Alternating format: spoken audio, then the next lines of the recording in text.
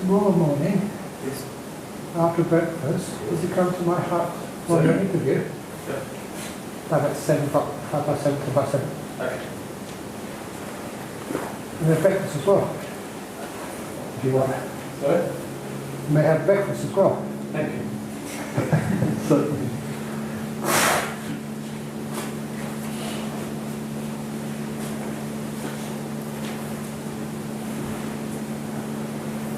Brett? Yes. Who's it? Oh, you're down here. This one first. Whatever you're showing on your screen is being projected to the public. I'll show you emails. Is that the one? Just push on the right hand side there. Welcome back. You can push that Do you one. want to use the one I sent to you? Yeah, I'll use both. So I've got to find the one you sent to me now. In your email. Okay. I will project it on research. It's gone live, isn't it? Alright, so emails. Oh, that's interesting. Get out of there, get out of there. Right, doesn't work right. Can't do that.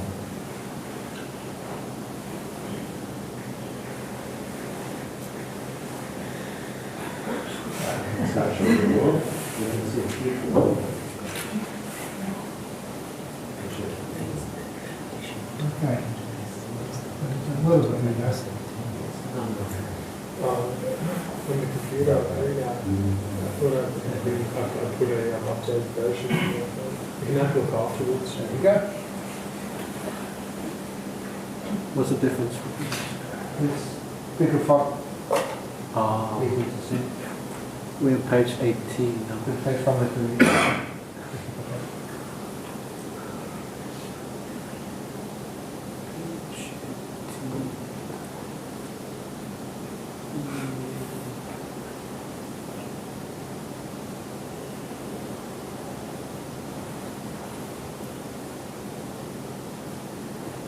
Yep. Roger Sutton did that one. No, we haven't. You did? Yeah. Like Like this one? Noble Truth of Cessation of Suffering. Yeah, cessation. Yeah, that's right. Excellent. Okay. Everyone who's here is supposed to be here? Is anyone missing? I don't have a...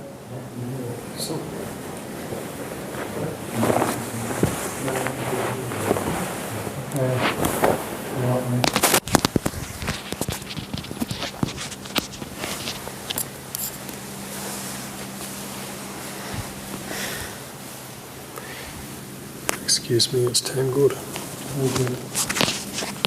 Don't make it too tight.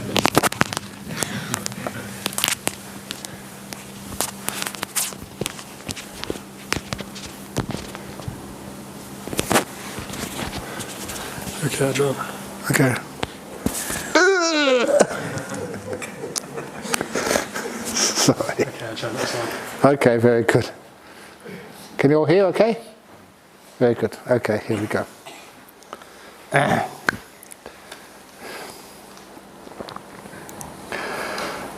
Oh, someone's coming. Okay, yeah. Oh, Ronnie. Nice timing.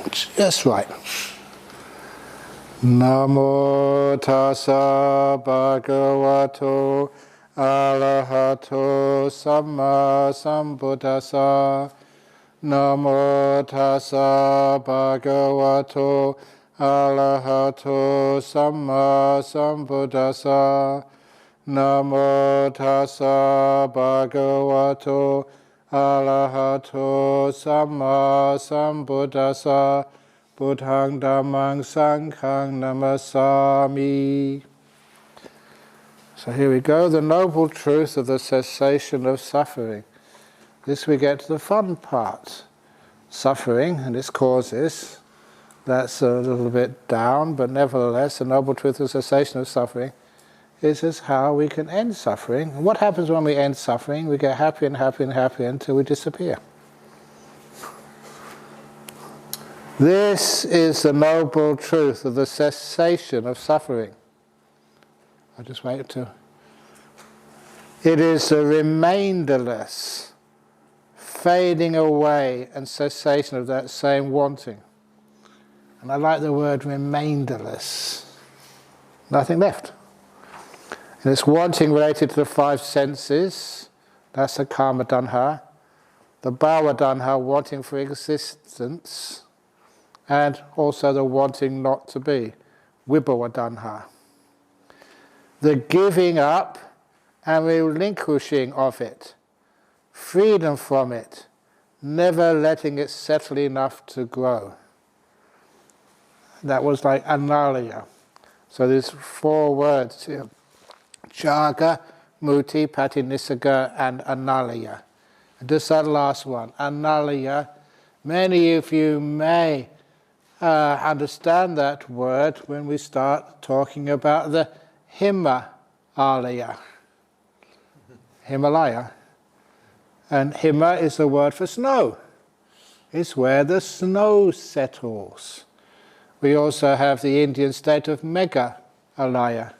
Meghalaya, that's where the clouds settle.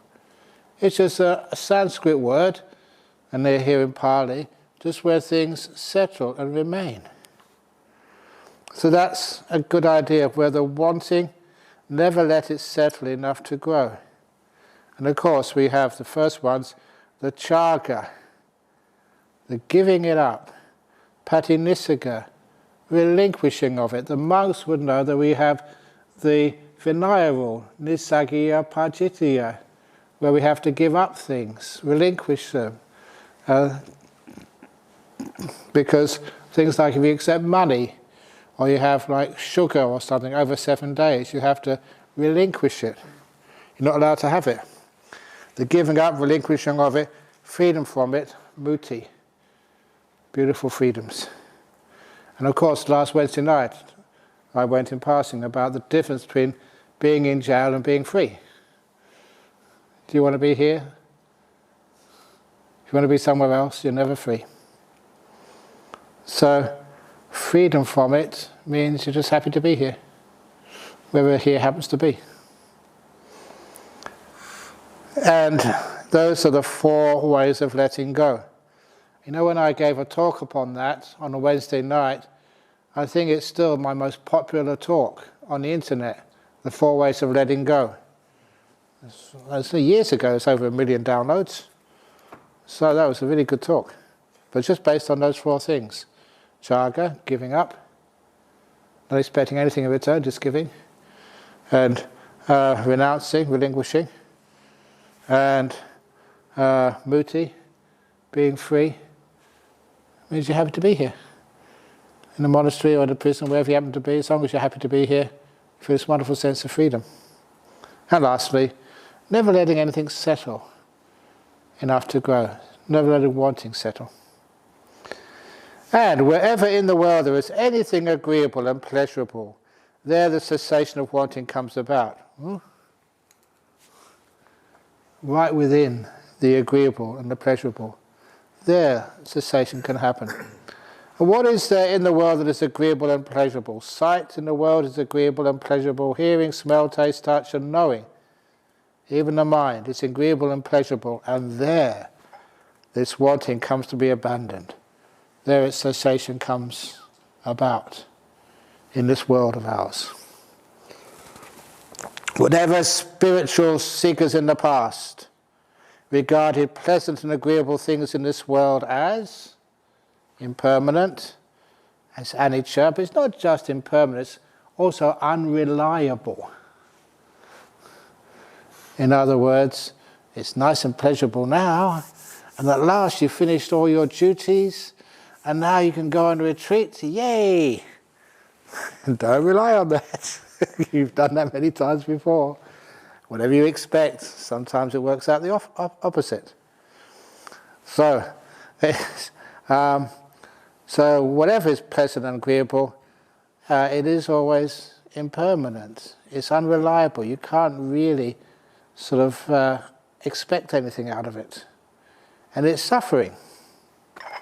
It's not self. That's why it's unreliable. You can't control it. It's an affliction. Ugh. It's like people have COVID, that's an affliction. But you have the 6 senses. You have COVID-6, an affliction, a fever. As fearful, and remember that story of the person who got reborn and said, "Oh no, not again." That's his first words when he came out of the mother's womb. He was actually just, people heard it. As fearful, when they regard that, they abandoned wanting. Why would you want things which are just going to be fearful, an affliction, a non-self, a suffering, as unreliable? Would you buy an old bomb of a car which was unreliable and suffering and just an affliction? That's called the body. Dependent cessation of all phenomena. Now everyone talks about dependent origination, but dependent cessation, that's the more important one. Why things arise, but how do they cease? But with the remainderless fading away and cessation of that same wanting, remainderless fading away and cessation, comes the cessation of the fuel, the upadana. You're actually not feeding continued existence. With the cessation of fuel, cessation of states of existence, bhava. The cessation of states of existence, no place to get reborn into. Cessation of rebirth. And with the cessation of rebirth, aging and death, sorrow, lamentation, pain, unhappiness and distress cease. Such is the cessation of this whole mass of suffering. This is a passing away of suffering. All coming from the remainderless fading away and cessation of that wanting. This is from the Samyutta, the cessation, subsiding and passing away of form, of experience, Vedana, of perception, of will, sankhara, of consciousnesses, is a cessation of suffering. the subsiding of affliction, the passing away of aging and death.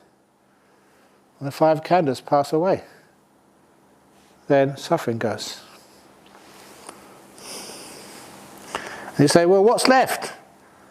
Well, it says that no form is left. It's cessation, subside, passed away. No experience is left. No perception is left. No will is left. No consciousness is left. That's the cessation of suffering. Nothing is left.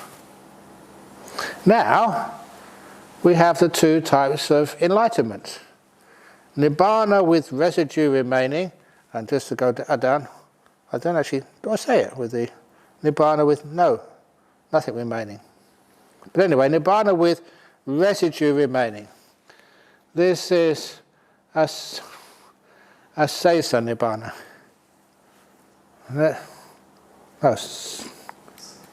It's Sapparisaisa. Sapparisaisa. This is peaceful. This is peaceful. This is sublime. That is the stilling, samatha, of all will, sankhara, the relinquishing of all acquisitions, the destruction of wanting, fading away, cessation, nirodha, nibbana. And of course, this is samatha practice. I'm just doing that to stir up. The stilling of all will. Okay, people say, well, will, you shouldn't call it will. So let's call it the usual translation, volitional formations. What do volitional formations mean? Will.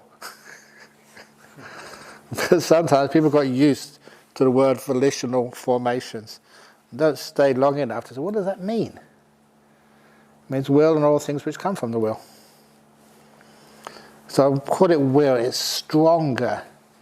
It's just more to the point. If you're going to still volitional formations, you've got to still the volition. You've got to still will. So that's why I say it as just will, and that's powerful. And that's when all acquisitions are relinquished. Wanting fades away, cessation, nibbana. When excited by wanting, overcome by wanting. When full of aversion, overcome by aversion. When deluded, overcome by delusion. I'm doing my best. With mind obsessed by these, you intentionally create problems for yourself, for others, or for both, and you experience mental suffering and depression. All the problems in the world, you create them. You know that by now. Why? Because excited by wanting, aversion, deluded, you intentionally and deliberately create problems for yourself, for others, or for both, and you experience mental suffering and depression. But when wanting, aversion, and delusion are abandoned, you do not intentionally create any problems for yourself, for others, or for both. And so you do not experience mental suffering and depression. In this way, that nibbana can be experienced directly. It's not the full nibbana here, it's almost like a taste of it. No problems in life. So the problems have ceased.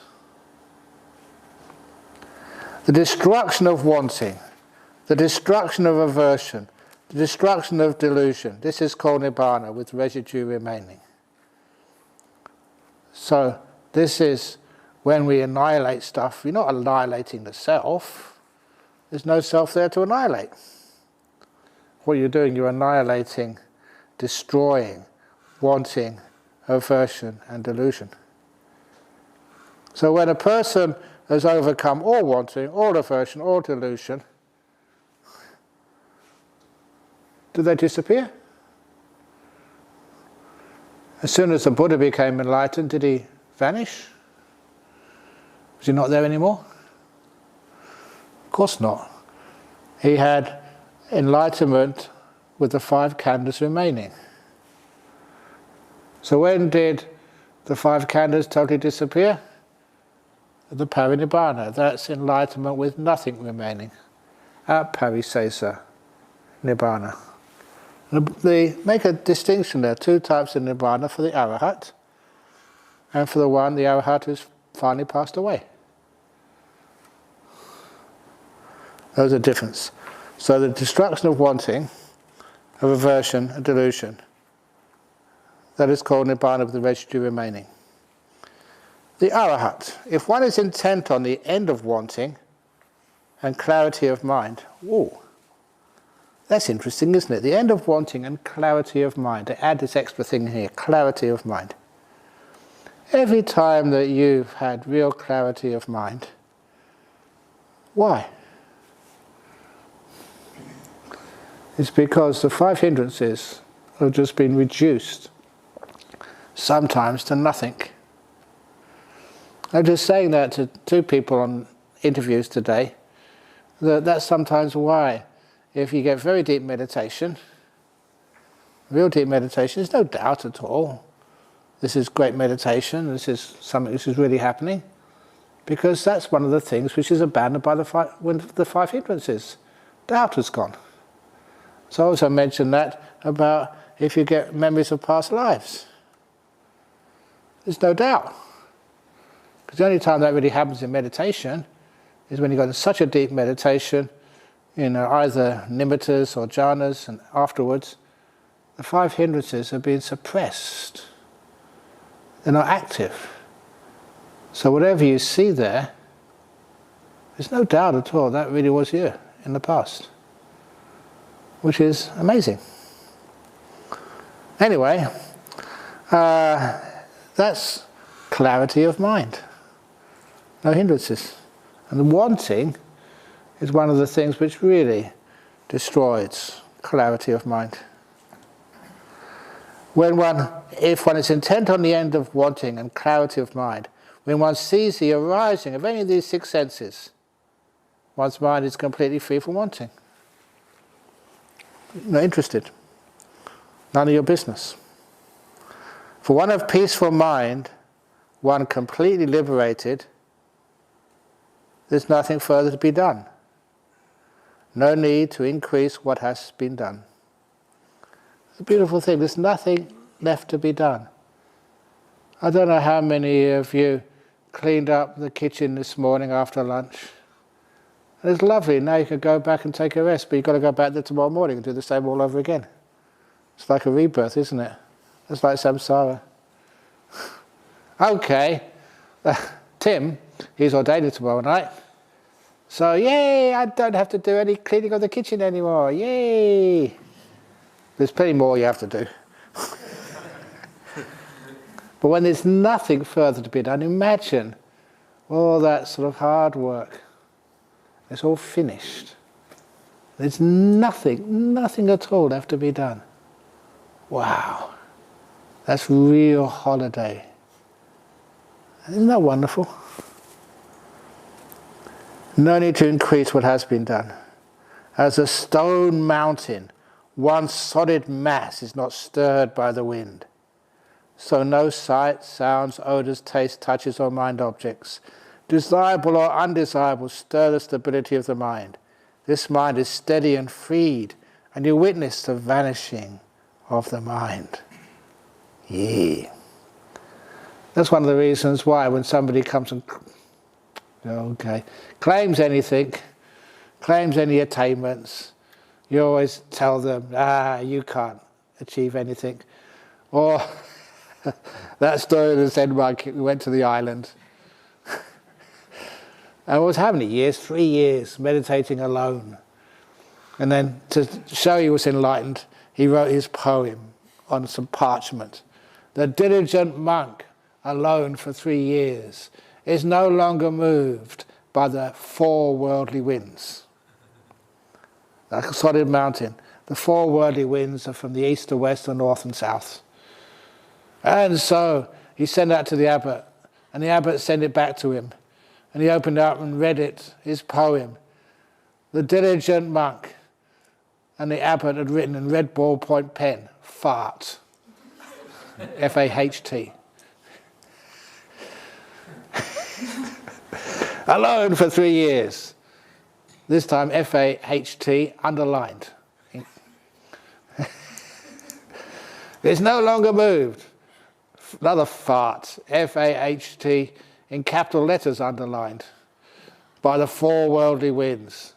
And a really huge F-A-H-T underlined 3 times and 3 exclamation marks after it. Fart. And the enlightened monk was really fed up. He said, I'm not standing for this. This abbot doesn't understand what he's doing. He doesn't understand an enlightened monk when he sees one. So he got into the boat and rowed over to the main monastery and just demanded an explanation from the abbot. And the abbot sort of very quietly lifted up the paper and read it out with the 4 farts. And he says, no longer moved by the 4 worldly winds, yet 4 little farts have blown you clean across the lake. It's a lovely story. So that's what we usually do when somebody thinks they're enlightened. We test them out. And one who has considered all the contrasts of this earth. The contrasts. Good, bad, who knows? Enlightened, peaceful, whatever. Consider them all. And is no more disturbed by anything, whatever, in the world. The peaceful one, freed from rage, from frustration, and from wanting. The stream of consciousness will not be reborn. You don't say he will not be reborn. There wasn't anything there to begin with. Just a stream of consciousness. Oh, and this is one of my favourite quotes. I mentioned this the other day, Bhikkhuni Vajira. Mara asks, this is from the Samyutta, by whom has this being been created? Where is the maker of this being? Where has this being arisen? And where does this being cease? And the Bhikkhuni Arahat Vajira replies, the favourite Bhikkhunis, one of them, Vajira, replies, why now do you assume a being, Mara? Is that your wrong view? This is just a heap of sankharas. Here no being is found. That's all you are, Ajahn Sangharatana. You're just a heap of sankharas. Me too. No being is found. Just as with the coming together of parts, the word vehicle is used. So when the 5 components of existence exist, there's the conventional term a being. It is only suffering, dukkha, that comes to be, dukkha that stands and dukkha that falls away. Nothing but dukkha comes to be. Nothing but dukkha ceases. So it's not a being gets exterminated or annihilated, it's just dukkha comes to be, dukkha stands, and dukkha gets annihilated. That's all there is. That's one of the reasons why. I'll tell you all my tricks, but sometimes I ask people, I said, does an enlightened being, an arahat, do they experience dukkha? Or are they happy and smiling all the time? Would you ever ask they experience dukkha? That's all they experience.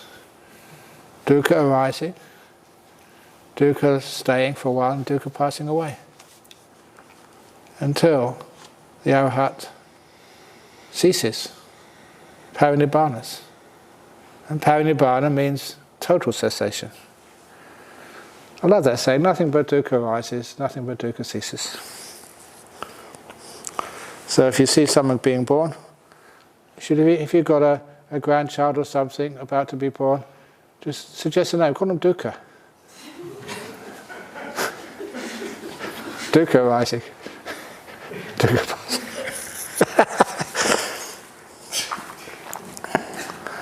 Oh, and this is where this one comes from. I attribute this quote to Ajahn Brahm.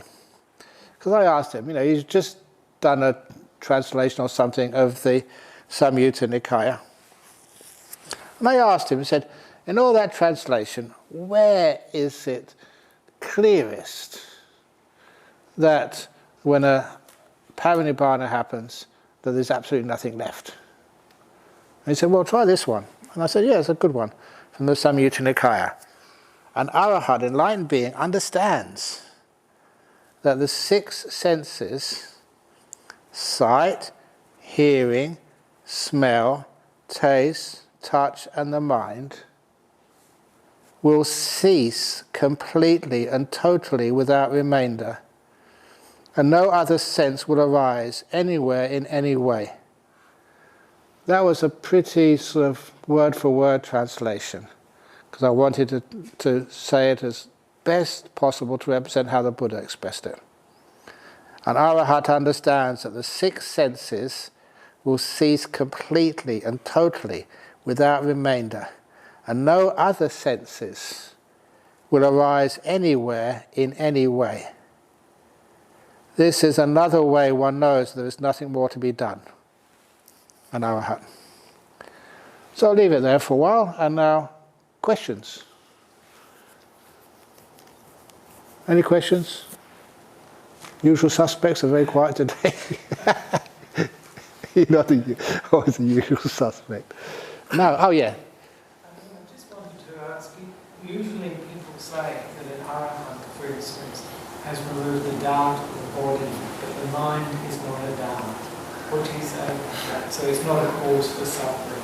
The body is definitely suffering, the body had aches and pains that was obvious. But some people will say to the mind. Yeah, okay, those are the 2 darts. The bodily dart and the emotional, like reactive dart. And so, it is true that the arahant has removed the mental dart, which reacts to bodily suffering. I understand it's just peaceful, but it's still got suffering. And even that mental dart, the emotional reaction to emotional states. Emotional states are still also suffering. So, unfortunately, you can't get out of it. The mind stops, and no other mind comes up in any way. So just the process of the mind itself, the thinking, perceptions, the and knowing. That is dukkha in itself. Yeah, and knowing is yeah, knowing is suffering. And that's how we go again with the simile of the tadpole and the frog. If you haven't become a frog yet, you don't know what water is. So once you become a frog, once things disappear, you know what they were. So the mind has to disappear first. And then you realize that knowing is dukkha as well. Anyway, next question from... Yes, Richard. In Majjhima Nikaya 1. Oh yeah, I thought you were reading that, yeah. Go on. Which one does it... Is that all 4 arahats there? 4 arahats. Yeah, I forget exactly what those 4 arahats were. But there's usually 2 types of arahats. One is the one which enlightened both ways, or just enlightened, what's it called? Just through the mind. The only difference, it's made extremely clear in the Anguttara Nikaya, is one has got the 4 jhanas, one has got the arupas as well. So one of the things which, this is something which Venerable Ñāṇatiloka told me personally. I had some wonderful experiences when I was a young monk. And went over to Sri Lanka and went up to Kandy and just stayed next door to where Bhikkhu Bodhi and Venerable Ñāṇatiloka were staying, in the Forest Hermitage. I was in a Senako Vihara or something. But anyway, that I went to see Venerable Bhikkhu Bodhi and Venerable Ñāṇatiloka. Ñāṇatiloka was just really old and sick. And one of the things which really touched me is how devoted Bhikkhu Bodhi was as an upatak to his teacher, Venerable Ñāṇatiloka. And it was something, he was just so affectionate and so loving to his teacher. Anything he could do, he would do it for Venerable Ñāṇatiloka. I always thought Bhikkhu Bodhi was just a scholar, but he was a human being as well, a really good monk. And we had a nice discussion with Ñāṇatiloka, and who was it? Ñāṇaramata, I think, was also there.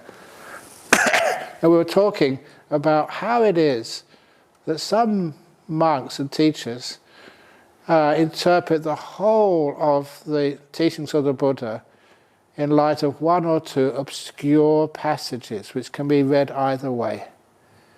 And Venerable Ñāṇatiloka told me, he said, never do that. Passages in the suttas which are ambiguous should always be interpreted in light of the mass of teachings which are very clear. So you learn the clear teachings first, and then you interpret those ambiguous ones in light of the mass of teachings. That's very wise. And it means that there's some teachers, sometimes one or two obscure suttas, those are the ones they quote, and everything else is interpreted to fit with them rather than the other way around. Okay? Is there any other questions? Okay, let's go on with the noble truth of the way leading to the cessation of suffering. And most of this, the path, is the right view, because that's really important here. There are these two extremes that should be avoided. The pursuit of happiness through the five senses, which is low, secular, the way of worldlings, ignoble, unbeneficial, and the pursuit of practices that fatigue the body and mind, which is painful, ignoble, and unbeneficial. And that was the first teaching which the Buddha gave before the Dhammacakka, or beginning of the Dhammacakka, the middle way. Now, of course, pursuit of happiness with the five senses, which is low, hina. So if anyone likes to know what Hinayana really means, it means people who pursue happiness with the five senses. Secular, the way of worldlings, ignoble, unbeneficial. I didn't actually put down the bit there. Okay, anyway, that's good enough. Without going to either of these extremes, the Buddha has awakened to the middle way, which gives rise to vision, to wisdom, peace, direct understanding, to enlightenment, and nibbana. And I always like the middle one, which leads to upasama. I don't mean which leads to his hut down there, next to the ablution block, I mean to real peace. So you can even tell if it's the middle way or not, if it leads to peace. Are you going in the right direction? What is the right direction? How do you know that's the right view? By what it does. Does it give rise to vision, understanding? Does it give rise to wisdom? Does it lead to peace? Or lead to more sort of agitation? To enlightenment, to nibbana? That's how we know it is the middle way. And it is this Noble Eightfold Path. Right view, right motivation, and when we get to that, I'll explain why I prefer that word for Sammasankappa. Right speech, action, livelihood, right endeavour. That word again, I'm still sort of, what should we call that? That's Samavayama. But the idea of, what's it usually called? Right effort. You've all heard me speak so many times. Real meditation is effortless. Effort comes from a sense of self, of me. And this is, you're disappearing. The same as that right motivation, when people say right thought. Oh my goodness. That's not part of the Eightfold Path, right thought. Keep on thinking. Something much deeper than that. Right mindfulness and, of course, right stillness instead of right concentration. I don't know. That's why we had those two, the Chinese professors. The Chinese professor from she was in Stanford, wasn't she? Do you remember her? And anyway, when she came here, and she heard me speak for the first, she came on a retreat at Jhana Grove. Yes, she was. Yeah, yeah. She was really a top professor, apparently. MIT. It's MIT. No, it's bigger than that, I think. Okay, anyway, I can't remember now. But anyway, that she took one look at what I said about stillness. She said, yeah, of course. Because she was reading all of her Eightfold Path from the Mahayana texts in Chinese. She said, yeah, it doesn't mean concentration in the Chinese. And this is not what I translated. That's from those translators, 1,500, 2,000 years ago. Stillness. This is that middle way awakened to by the Buddha, which gives rise to vision, to wisdom, which leads to peace, to direct understanding, to enlightenment, to nibbana. This is what it is. The pursuit of pleasure, this is the Nirvana Vibhanga Sutta. The pursuit of pleasure that is linked to the five senses. Lo, that's hina, secular, coarse. Coarse is called milha, sukha. You know what that word means? Yes, you do. You're going to say it? One second. It literally means like urine. It actually means that. It's a low word for urine. If you were going to give an honest translation of that, like pissy, happiness. And sometimes when you actually understand the Pali and you see how the Buddha taught, see it was...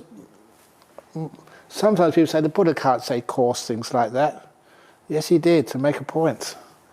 But then, when people translate it, they say, oh, you can't say that. So this is like a really earthy word.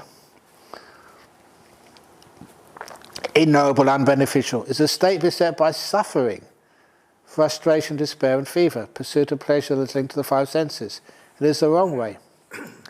Disengagement from the pursuit of pleasure that is linked to the five senses, those secular, pissy, ignoble, unbeneficial, is a state without suffering, frustration, despair and fever. It is the right way. Getting some right view now. Now, I love this one. When they say, what is the only path? Sometimes people say, like, Vipassana is the only path. There's no quote anywhere to actually support that. You can look this up yourself, Dhammapada 273 to 276. The Noble Eightfold Path is the best of all practices. And it says, this is the only path. Ezo wa maggo nati anyo. This is the only path for purifying insight. There is no other. And I often quote that. We say, what is the only path to enlightenment? Eightfold Path. Pretty obvious one. Not a one-fold path, not just jhana, not just effort, not just learning, but the whole Eightfold Path. Ezo wa maggo nati anyo, dasa nasa visuddhya, for purifying insight. The Eightfold Path. Follow this path and you will discombobulate Mara. Sorry, I just still have my sense of humour and I put these things, discombobulate, confuse. Listen, the end of dying has been reached. And sometimes people translate that as the deathless. And from there, we get, wow, then this is something really important. This is what I've been looking for, the deathless. All it means is the end of dying. No more dying. Not some amazing sort of ineffable state. The end of dying has been reached. I shall instruct you. I shall teach you the Dhamma. Practicing as you are instructed by realizing for yourself in this very life through direct understanding, you will soon enter upon and abide in that supreme goal of the holy life, for the sake of which people rightly go forth into monastic life. Straight away, it said, took out all references to men, women, or whatever, and they say like, sons of good families. How many of you are from good families? How many of you aren't? It doesn't matter, good or bad families. And practicing as you're instructed, you realize for yourselves in this very life. Ooh, it's quite a promise, isn't it? Why not? The Buddha said that. You will enter upon and abide in the supreme goal of the holy life, for the sake of which people rightly go forth into monastic life. I'll pause there for a little bit and then we do the right view. Any questions? Comments? Complaints? Yeah, go on. Okay. If anyone is sound, Ajahn is sound first, sorry. Is secular translation for worldly? Is that the idea? Worldly. Yeah. When I read secular, I thought, is it worldly? Is that your opinion? Could be. I wasn't clear on that. It doesn't have... I think it's of Potujanika. Yeah. Like what people do, Yeah. commonly do. Yeah. And Gamo is like, well, that's one of the other words here. That's of the village, of the Gama. Anyway, there was another question from the back. Ajahn, you might touch on it in a few seconds, but why not say instead of right view, no view? No view as opposed to wrong view, because you've said a number of times the goal of life is to turn off the mind. Yes, but it's if you have no view, then that is a view, and so you just go around in circles. You have a right view, and that's contingent on the fact that it leads to the extinguishing of all views. Does that make sense? Yep. Okay. Very good, thank you. Because it's true that sometimes people say, oh, you have a view, that's wrong. You have no view at all. That's why even we chant that in one of those translations, by not holding to fixed views, the pure-hearted one. And that was one of the earlier translations which we changed, by not holding to wrong view. Because the first people who translated that think, well, you can't say wrong view, that's just a little bit too arrogant. Let's be a bit more open to everyone, and say by not holding to fixed views. But that's a view. You're pretty fixed on that. So, say as the Buddha said it, there is such a thing as right view and wrong view. And now it's quite clear from the next paragraph what he meant. After my parinibbana, when the Buddha disappears, some will think that the Dhamma has ended and you no longer have a teacher.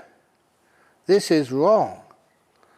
After the Buddha's parinibbana, the Dhamma and Vinaya will be your teacher. And, I remember first reading that. That has huge consequences for the path we call the Dhamma or the Sasana. Straight away, he said there is going to be no leader in the sense of an authority figure.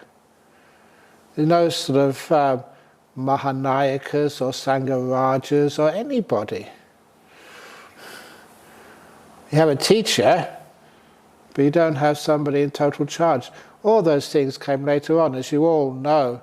The idea of Nayakas and Mahanayakas in Sri Lanka, you know where that came from? The British.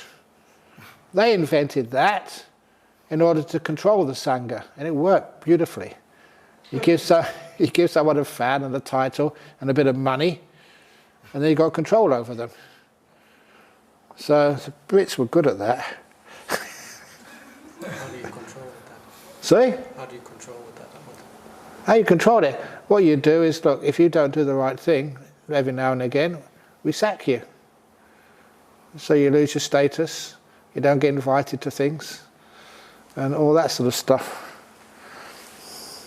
The British did in Sri Lanka. How do the Thai people How they borrowed it. to a new level? Yeah, it's true. They borrowed it.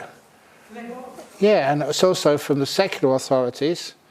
That was why, you know, the two sects in Thailand, Dhammayut and Mahānikāya, Dhammayut were really into that, because that was almost like the royal sect. And they were the ones who, remember that story of the tale, they went up to Ubon and northeast to tell all the monks how to behave. And some of these monks were really young. And these really old monks. And just the old monk said, "Oh, no, you're too young, you should be more respectful." I said, no, you're not real monks. No, we're the real monks. Because of a lot of problems. And so eventually that they, you know, the senior monks weren't interested in that at all. So they got some middle monks and say, "Okay, you can be the leader and you can be the leader." And of course they gave them support, and support also from the royal family, who weren't as strong in those days. Northeast and the north were pretty independent. And so they wouldn't be told, the Vinaya is our teacher, that's enough. So there's a lot of conflict there at the time. But eventually, to unify Thailand and to make it easily governable, they did have all of the hierarchies from the Chaugana Ampur, the head monk of the district, head monk Chaugana Tampon, that's a little group of villages. Chaugana Ampur, so it's a bigger area. Chaugana Jangwat, of like the county. Chaugana Park, I think they divided Thailand into about 4 districts. And then the Somdets, you know, who met in Bangkok, and the Sangharaja, who was one in total charge. And there's nothing like that at all in the time of the Buddha, as everybody knows, and that was a way to regulate everything. Status, money, power. Like they made me a Chao Kun, and I'm supposed to get money for that. I never had a saloon. I can't remember that. Saloon is just, what is that, 25, a quarter of a baht, isn't it, a saloon? Concord. It's an old Thai currency. I make sure I didn't sign any papers, so they couldn't actually know where to send me any money. So that's not what you do these things for, but that's actually how they control people. Anyway, so the Dhamma and Vinaya will be your teacher. That's said by the Buddha. It's a powerful statement. So, you know, who is the leader of Buddhism in Australia? Dhamma Vinaya. In the world, Dhamma Vinaya. And no one is above that. It's powerful. It totally sort of stops people organising too much. I love that. Anyway, suppose someone were to say, these are the 4 Chaturmaha, or Padesa I think it's called, the 4 ways of finding out whether something is really the teaching of the Buddha or not. Suppose someone were to say, "Friends, this is the Buddha's teaching, the Dhamma and the Vinaya, that I heard myself from the Buddha." Then you should check this person's words with the Sutta and the Vinaya. If they agree, then you should conclude this is the teaching of the Buddha. If it disagrees with the Sutta and Vinaya, then you should conclude that this person has wrongly understood the teaching of the Buddha. That's the first one. Whatever anybody says, check it. Or suppose someone were to say, "Friends, I heard this from a community of senior monastics with distinguished teachers." Then you should check this person's word with the Sutta and the Vinaya. If they agree, then you should conclude that it is the teaching of the Buddha. If it disagrees with the Sutta and Vinaya, then you should conclude that this community has wrongly understood the teachings of the Buddha. So even you heard it from a community with many senior monks and distinguished teachers. If it's in the Sutta Vinaya, then it's right, not just because many people say it's right. Or suppose someone were to say, friends, I heard this from many learned elders who uphold a tradition. Then you should check the person's words with the Sutta and the Vinaya. If they agree, then you should conclude that this is the teaching of the Buddha. If it disagrees with the Sutta and Vinaya, then you should conclude that these elders wrongly understood the teachings of the Buddha. Or suppose someone were to say, friends, I heard this from one learned elder. Then you should check this person's words with the Sutta and the Vinaya. If they agree, then you should conclude that it is the teaching of the Buddha. If it disagrees with the Sutta and Vinaya, then you should conclude that this learned elder has wrongly understood the teaching of the Buddha. This is what the Buddha said. In other words, it doesn't really matter who says it, no matter how famous, powerful, how many followers they have. Even if Ajahn Brahm says it, or Ajahn Sumedho, or Ajahn Chah says it, or anyone says it, is it in line with the Sutta and the Vinaya? If it isn't, then disregard it. Dhamma Vinaya, that's the most important. Sutta Vinaya, no mention of Abhidhamma. Wrong view. What now is wrong view? There are some who state, whatever is called sight, this Dhammatika Nikaya, this is the Brahmajala Sutta. Oh yes, I said it on here. Wrong view number 8 of 62 wrong views. There are some who state whatever is called sight, hearing, smell, taste or touch, that is impermanent, unstable, non-eternal, and liable to change. But what is called mentality, that's the word mano, or mind, citta, or consciousness, vijnana, that is the permanent essence, stable, eternal, not subject to change, the same forever and ever. That's a pretty powerful. I know years and years and years ago, Ajahn Jakara was about to publish something in our little journal, our first little newsletter which we did. I said, you can't say that, even though it was from a very important monk in Thailand. I said, you can't put that in there because that's saying that the citta is permanent. Well, the Buddha is saying here, whatever is called mano, mentality, or citta, or consciousness, you say that's a permanent essence, stable, eternal, not subject to change, the same forever and ever. That is wrong. Wrong view number 8. Sometimes when you say those things, people get upset because I'm not saying, I'm just referring to what the Buddha said. Anyway, right view. What now is right view instead of wrong view? It is the understanding of the Four Noble Truths, suffering, the origin of suffering, the cessation of suffering, and the way of practice leading to the cessation of suffering.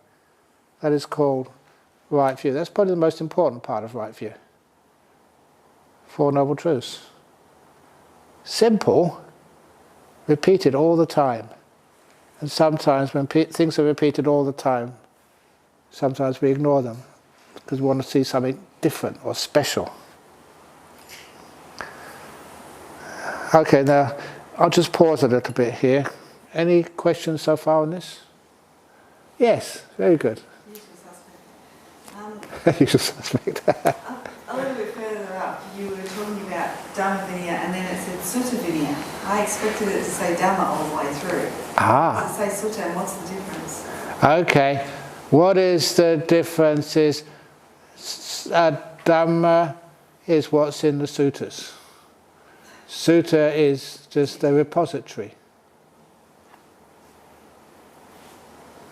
So sometimes the Buddha uses different words, and so here it's the person's word with the Sutta and the Vinaya. That's what you compare it with.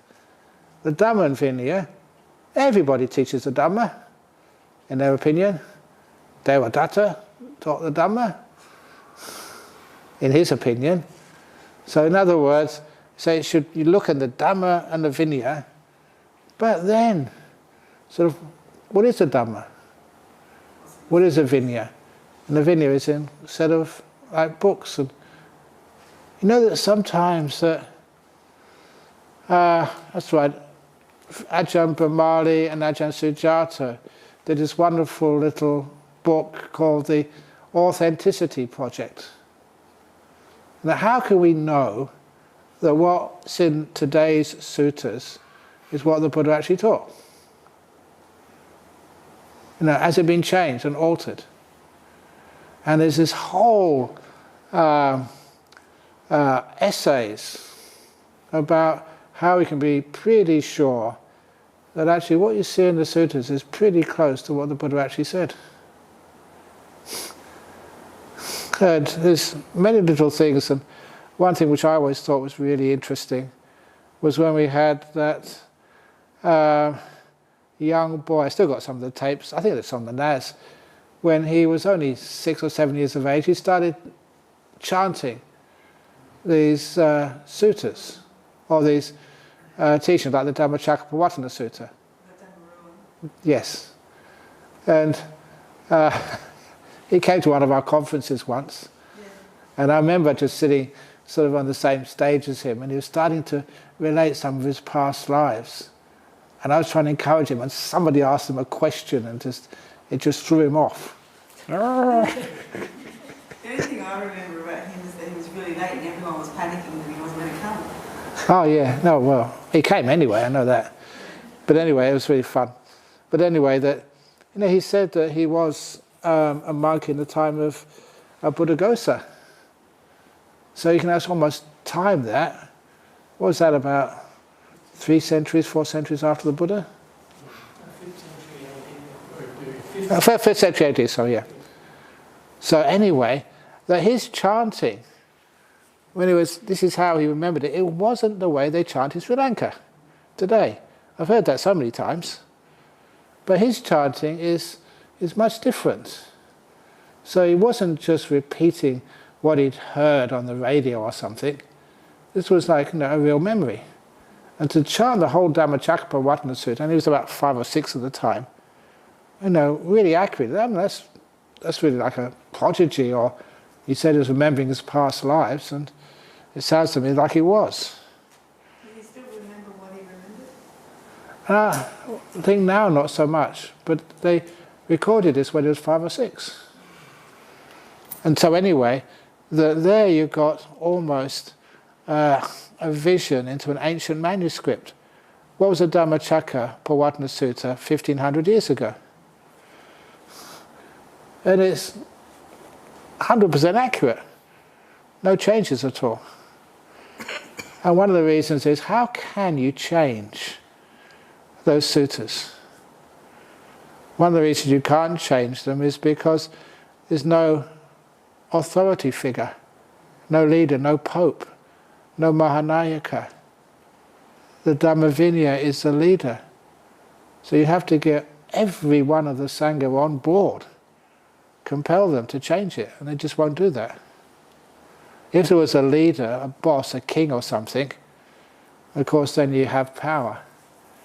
But all those monks by that time have spread so far. So, you know, to me it's pretty obvious that the suttas you read are pretty accurate. And if you could go back 1500 years ago and read them, the Dhammacakkappavattana Sutta, they'd understand it. Hadn't changed much at all. It was revered to the sense that people feel afraid to change it. So anyway. But there are some suttas that Ajahn Brahm says are questionable. There might not be many, but there are some. Yeah, there are some which are questionable, which look like they have been changed or added. But that's probably, those additions have probably been done much later. But anyway, the mass of those teachings, the far greater number, are pretty consistent.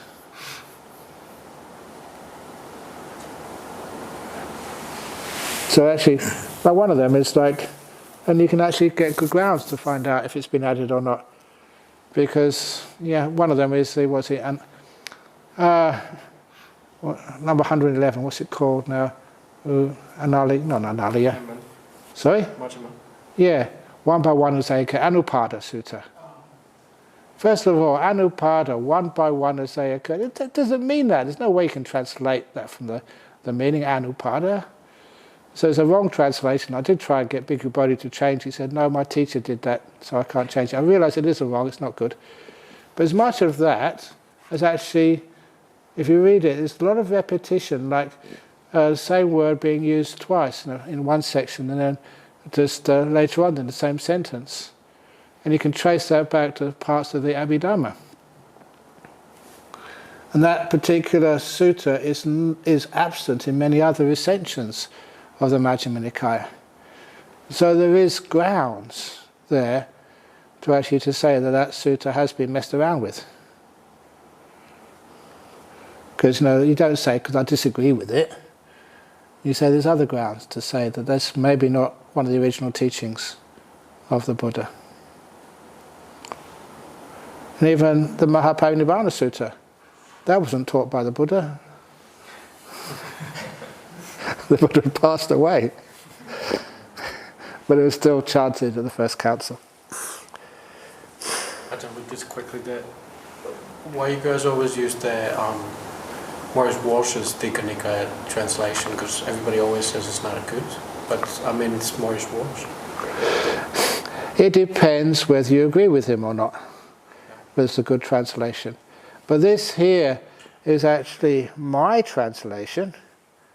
Because what is called mentality, or that va in Pali just means or.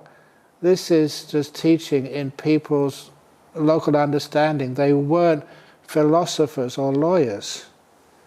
And it means, what people call, the mentality or, or mind or consciousness or heart or whatever people call it, in one language.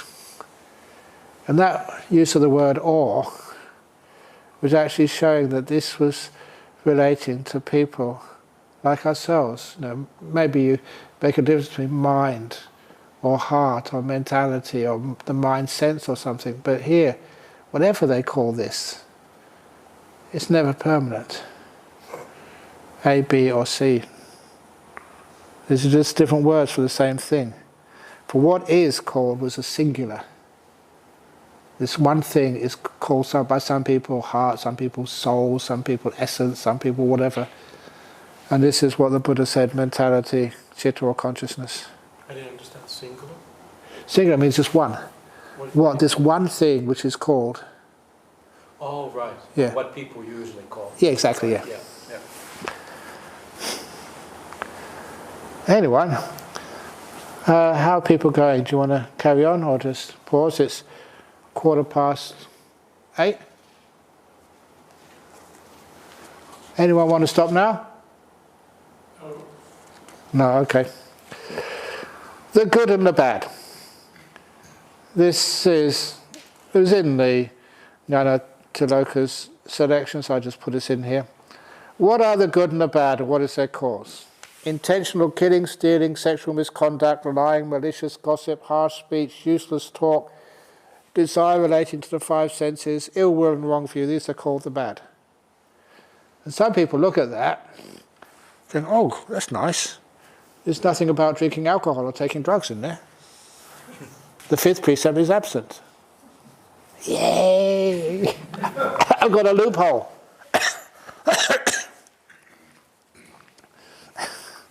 But, of course, that's said elsewhere.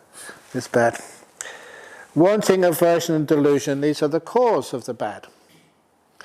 Refraining from intentionally killing living beings, stealing, sexual misconduct, from lying, malicious gossip, harsh speech and from useless speech.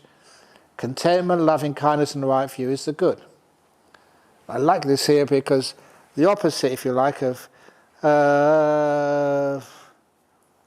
what's it called? Desire is contentment. The opposite to ill will is kindness, or loving kindness, and obviously right view is the opposite of wrong view. Renunciation, compassion and wisdom are the roots of the good. Right view regarding the 5 components of existence. Here he goes again.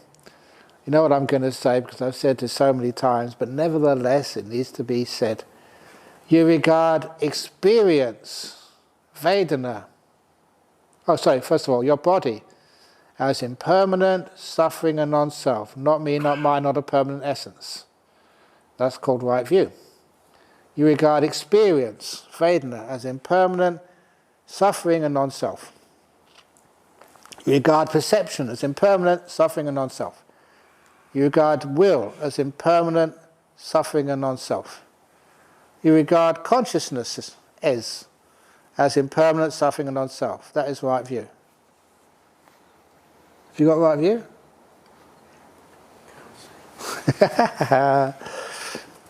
Unprofitable questions. If anyone should say thus, I will not become a practicing Buddhist until I discover whether this universe is eternal or not.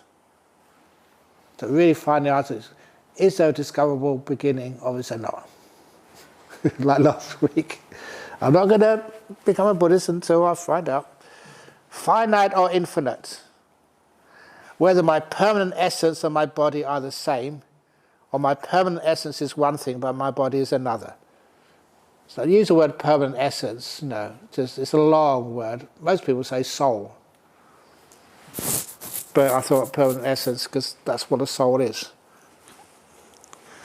And whether because the word soul is just used in so many different ways. I used to have soul music when I was young. And sometimes say, you monks have got no soul. Yes, you understand. Okay, whatever. And what is that? I think it was Donald Trump said of Kim Jong-un, he's got a soul. I don't know what that meant. So it's used in all sorts of weird ways. I will not become a passenger. Or whether my soul is one thing, my body is another. Or whether the Buddha persists after death, does not persist after death, both persists and does not persist after death, or neither persists nor does not persist after death. That's usually Indian logic, the 4 tetrads. I like the last one. Find out whether both persists and does not persist after death, or neither persists nor does not persist after death. Whatever that means. That person would die before they found out. Okay, and this is a famous simile of the person shot by an arrow, reworked to make it more relevant to today's age, without changing its meaning. Suppose a person was shot with a gun, and medics would come to help them. Then the person said, hang on a minute, who pulled the trigger? What type of gun did they use, and why did they shoot me? Moreover, let me see your medical qualifications first. I will not let you treat me until you answer all these questions. I had great fun doing stuff like that. But it also makes it more alive. And sometimes we're not just reading a historical document, but something which is relevant today. That person would be considered to have wrong view and might die before their questions were answered. So we have prioritizing what's really important. Therefore, one who seeks their own welfare should attend to this injury first, this trauma of unhappiness, pain and suffering, rather than philosophies.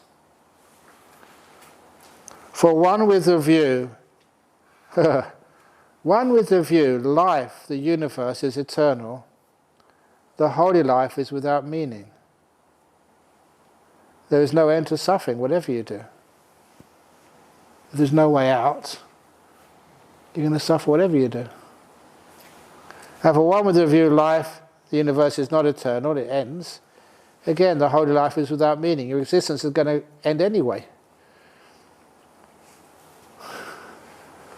If there's only one life, and you're going to die anyway, eat, drink and be merry. There's no consequence. You're going to die and that's it, finished. It's one of the reasons why I think Ajahn Brahm again pointed this out. He said, yeah, exactly. That if there's no rebirth, there's no holy life. If this is the only life you have, and we're all going to die and just disappear, finish totally, then what's the point? That's why it's very hard to understand how there can be a Buddhist who doesn't believe in rebirth. What they're doing it for, it's stupid. They haven't thought it through. The Buddha said, because there is rebirth, that's why you follow Buddhism. Well, if your life goes on forever and ever and ever and ever and ever and ever and ever and ever and ever and ever and ever and ever, it's going to be suffering whatever you do as well. Whether one has the view the universe is eternal or the view the universe is not eternal, there is rebirth, said the Buddha. So people who say the Buddha never taught rebirth, they haven't looked at the sutras at all. There is rebirth, there is aging, there is death, there are sorrow, crying, pain, unhappiness and distress, the destruction of which I prescribe in this very life. That's why even sometimes people say, even in Thailand there are no bhikkhunis. And they're walking the streets on arms round. The 5 basic fetters. Here, this is important. I call them basic fetters. Sometimes they're called the lower fetters. And sometimes the other ones are the higher fetters. But even the higher fetters, they're not high at all. So I don't like that low and high. Basic and more advanced or whatever. I forget what I call the other ones. Here, one who has not seen the Dhamma, they call it a putuchana, just the ordinary folk. One who has not seen the Dhamma abides with a mind addicted and attached to a view of a permanent essence. They do not even seek an escape from the long-standing wrong view of a permanent essence. When the wrong view of a permanent essence, a soul, an original mind, a self or whatever, has become habitual, it is regarded as a basic fetter. And that is called Sakkaya Ditthi. One who abides with a mind addicted and attached to skeptical doubt, or to a belief that rites and rituals are sufficient in themselves to reach awakening, like just chanting something and that's all you need to do. To a desire for the 5 senses, that's kamacchanda, and to aversion, vyapada, they do not even seek an escape from these states. Then when these states have become habitual, they are regarded as the 5 basic fetters. And those 5 basic fetters, don't say here, say a bit later. Those first 3 fetters are abandoned by what? By the stream winner. And the next 2 fetters are weakened by the once returner, and the non-returner doesn't have any of those fetters at all.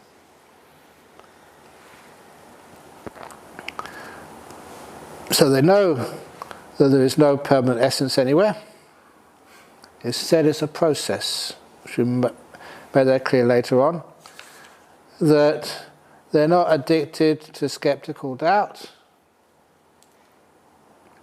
because a lot of time the 5 hindrances is gone. You don't have that doubt anymore. Your mind is clear.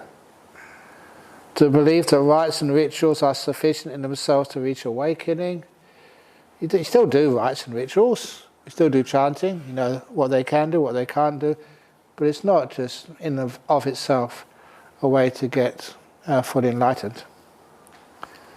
And obviously the desire for the 5 senses, aversion, those are gone for the non-returner. Okay, unwise contemplation. I think that's a nice thing to do next time, because that starts a whole argument on the nature of the self and how it's overcome. So I think we can finish there. Any questions before we go? Yes? Just about thing about rebirth. Oh yeah. That there's no point in the holy life without rebirth. I mean, Frank, I'm not convinced by rebirth. I think it's certainly possible, but I mean, there is a point because it still brings some contentment in this life, even if you don't believe it's going to bring benefits in the next life. How do you know?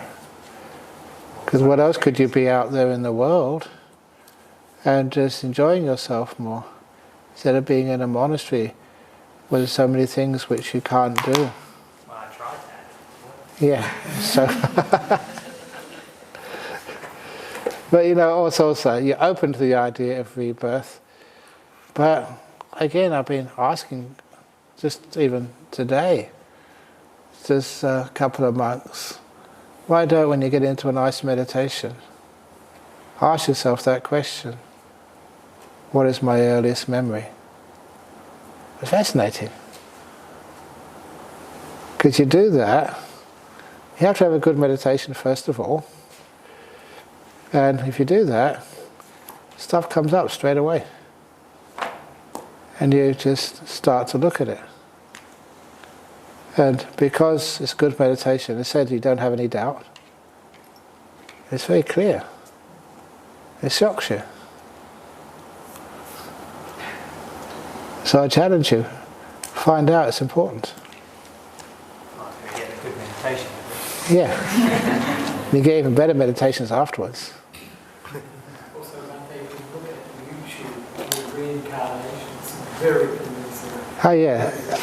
Yeah, look, I mean, I've come more around to the idea. Yeah.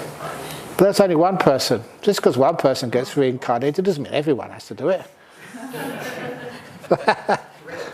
Of course, if it happens to one person, it'd be really weird. There's only one person, not everybody.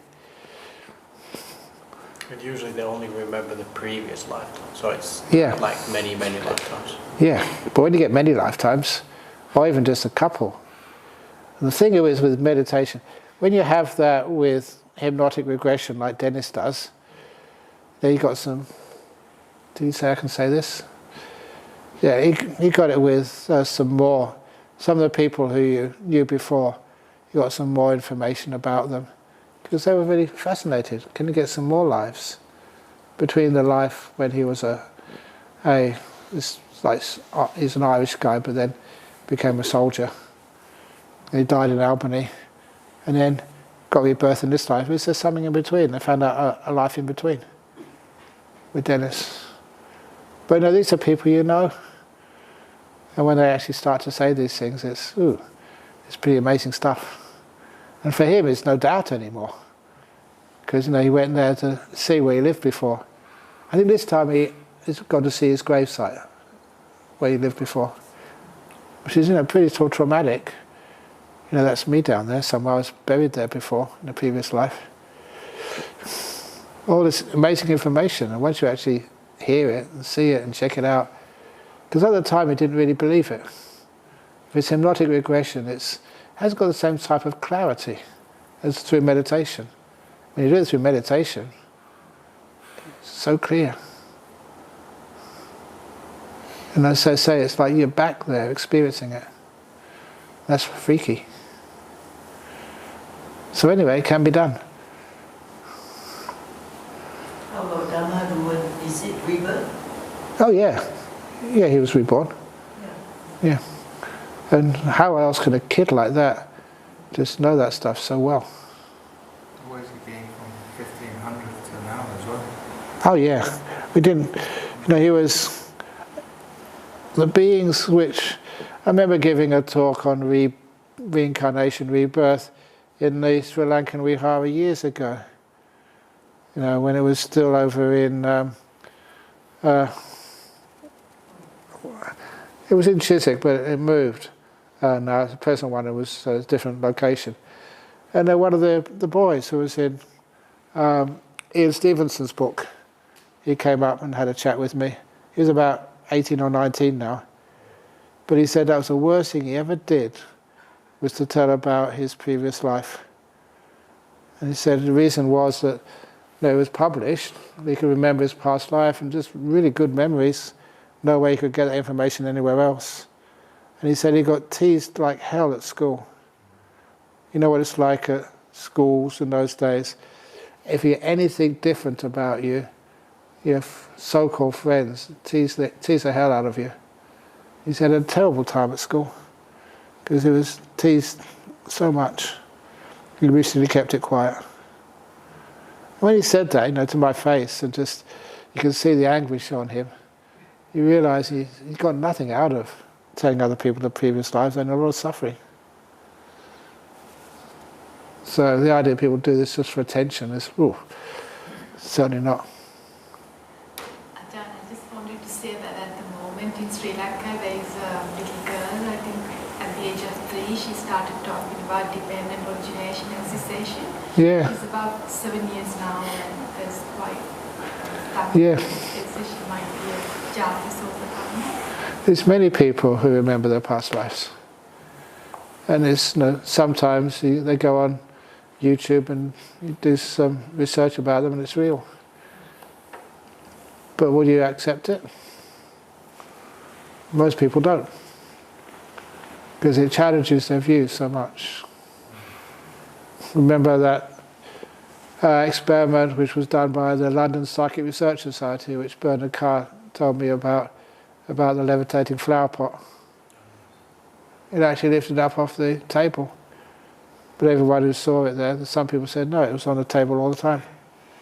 Your views are just sometimes so strong that they will stop your perceptions. So anyway, you can find out from yourself who you were in your past life. Da, da, da.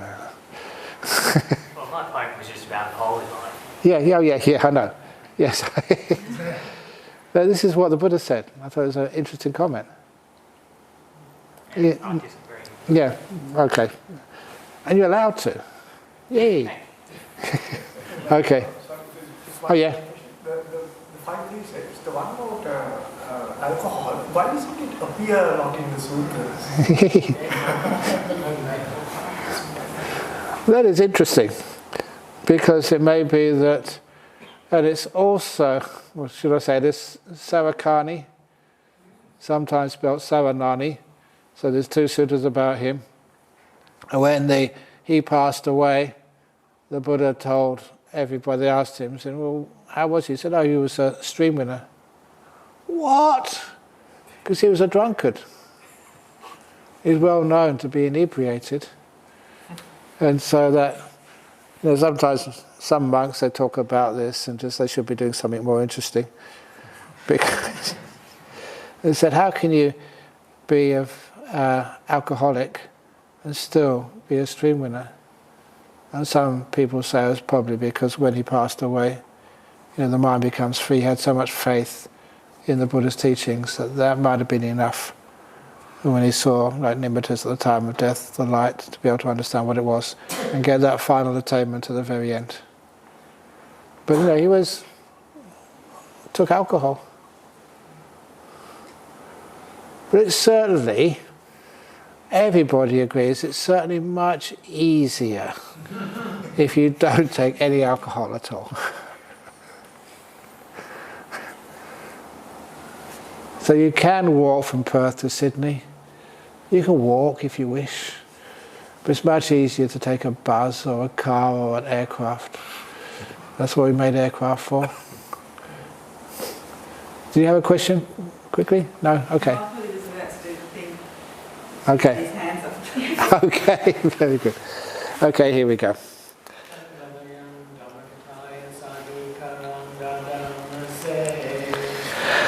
Sadhu, sadhu, sadhu, anumodami. Very good. I'll go so I can join you. Bowing.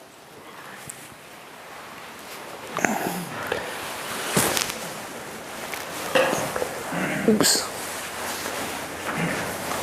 There. Can you take this off first? Otherwise I might throttle myself bowing. It's off.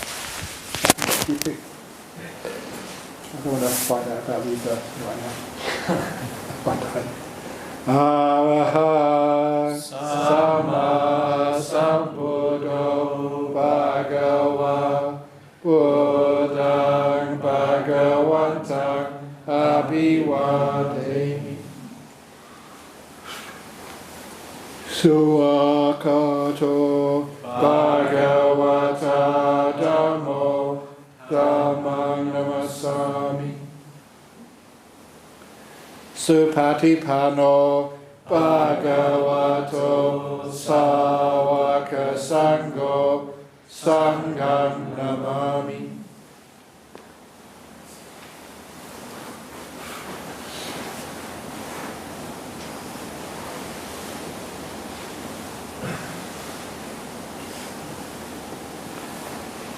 Very